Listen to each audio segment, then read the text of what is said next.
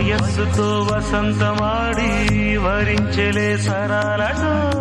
మిలా మిలా హిమాలే జల జల ముత్యాలుగా తడ తడ గళన తటిల్లత హారాలుగా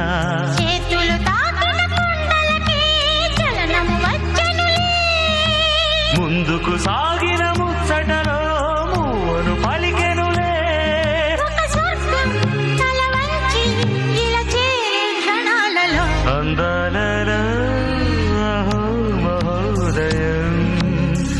భూలోకమే నవ